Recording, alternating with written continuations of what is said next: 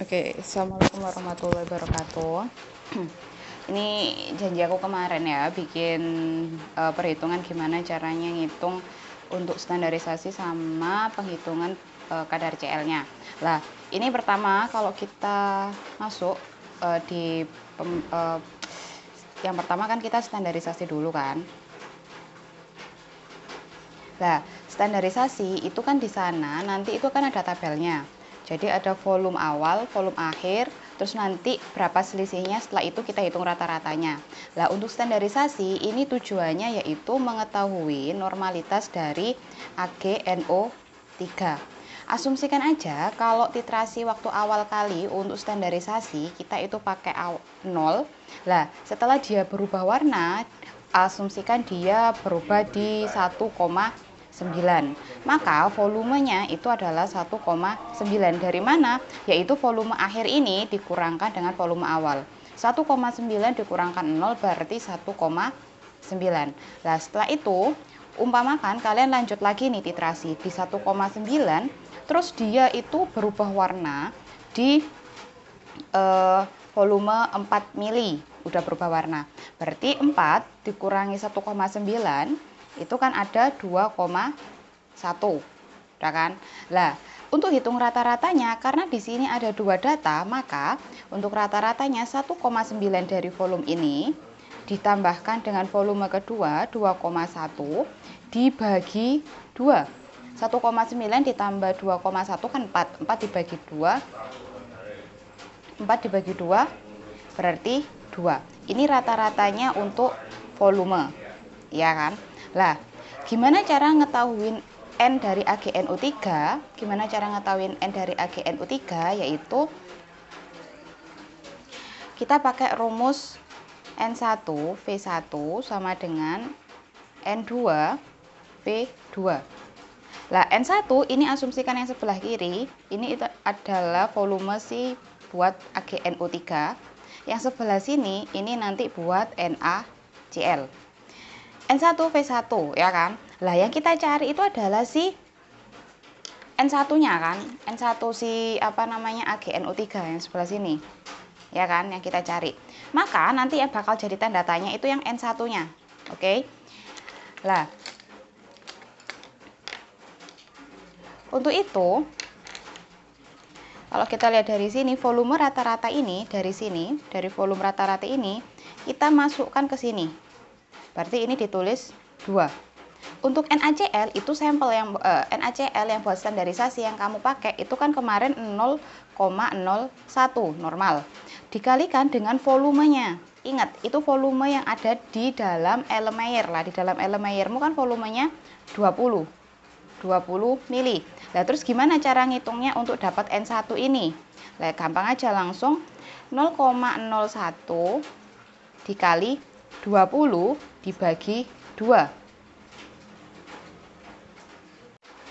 Jadi 0,01 dikali 20 dibagi 2 kan jawabannya 0,1. Jadi kita tahu dari sini normalitasnya untuk AgNO3 yaitu 0,01. Jadi normalitas AgNO3 dari standarisasi 0,01 normal. Oke, ini kunci 1. Terus dari sini kita pindah ke sampelnya.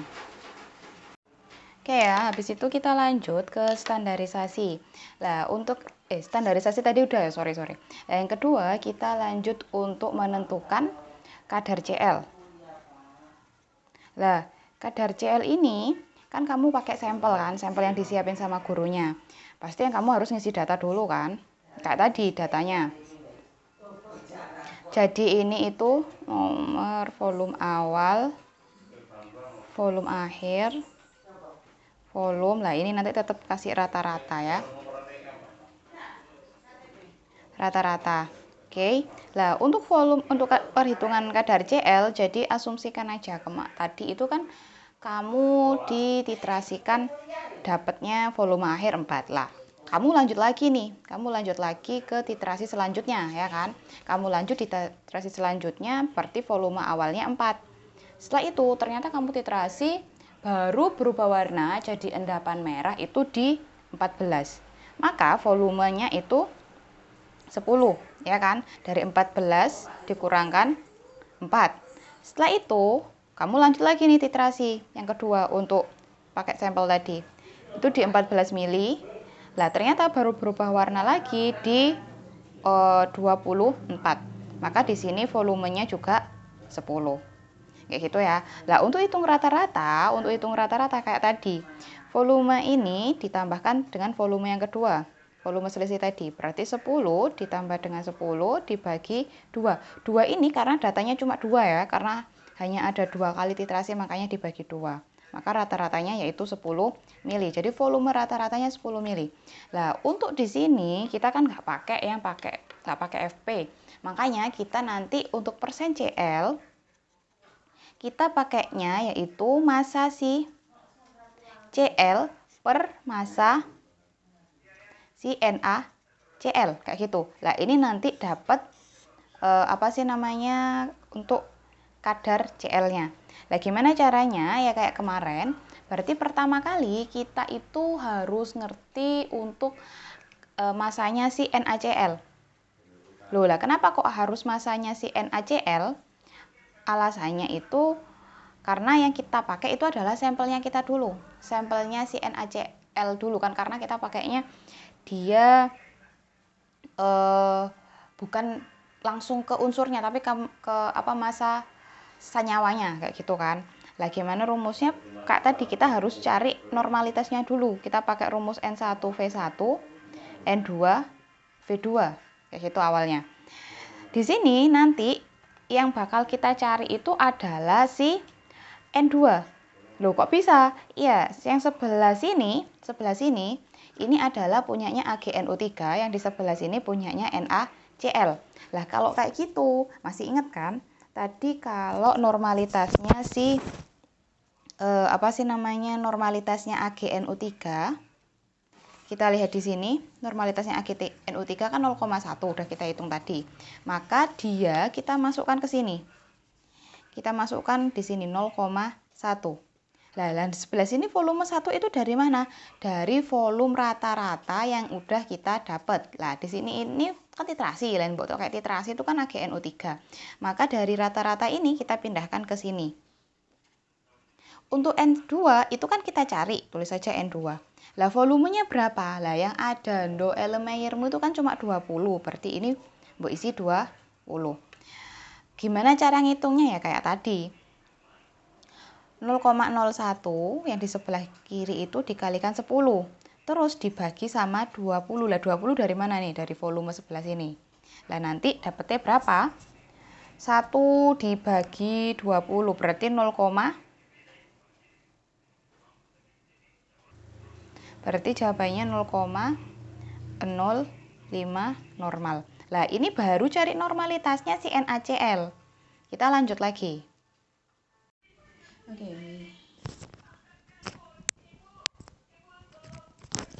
Oke ya, lanjut lagi. Lah, di sini kalau tadi kita itu udah dapet untuk normalitasnya NaCl, kalau kita udah dapat normalitasnya NaCl 0,05, kita lanjut untuk ngehitung masanya si NaCl, ya kan? Kalau konsep awalnya kita itu adalah mencari persen CL itu dari massa Cl dibagi massa NaCl, maka kita harus tahu masanya NaCl dulu. Lah, masanya NaCl kalau kita udah tahu dia punya 0,05 normal, maka kalau kita mau cari masanya NaCl, kita pakai rumus N sama dengan M per volume. Lah, gimana caranya? Ini nanti normalitasnya kan tadi udah tahu 0,05 ya kan. Lah, M ini nanti itu massa per MR-nya.